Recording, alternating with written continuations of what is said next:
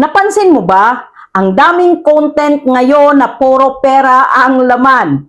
May nagbibilang ng cash, may naglalatag ng bundle, may nagpapakita ng kita, at automatic maraming views, maraming comments, maraming reaction. Pero ang tanong, bakit patuloy pa rin nila itong ginagawa?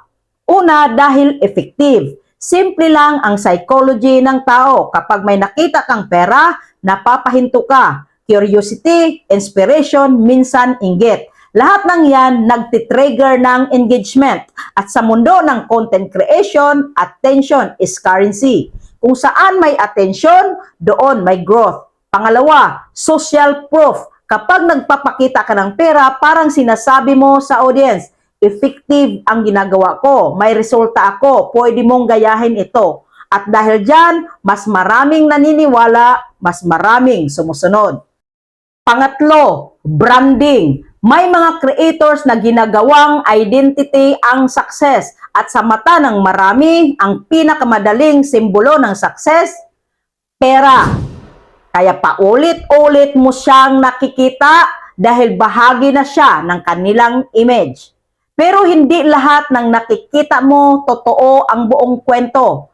Pang-apat, highlight lang ang pinapakita. Hindi mo nakikita ang puyat, ang failures at rejections. Ang nakikita mo lang yung bunga, yung hindi ang proseso. At kapag hindi mo maintindihan yan, pwede kang ma-pressure. Pwede mong isipin, dapat ganito rin ako. At doon nagsisimula ang mali.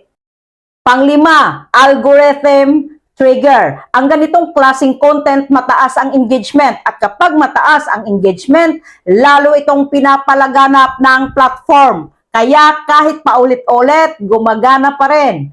Pero ito ang pinaka-importante. Dapat mo bang gayahin? Depende. Kung ang goal mo lang ay views, oo, pwedeng gumana. Pero kung ang goal mo ay long-term na respeto at tiwala, hindi sapat ang pagpapakita lang ng pera. Kasi ang audience, hindi lang naghahanap ng yaman.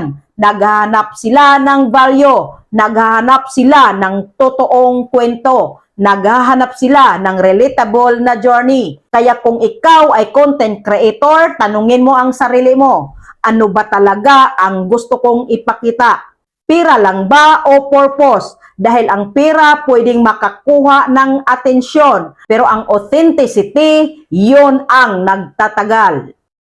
Kaya sa susunod na magpo-post ka, huwag lang isipin kung paano ka mapapansin. Isipin mo rin paano ka maaalala.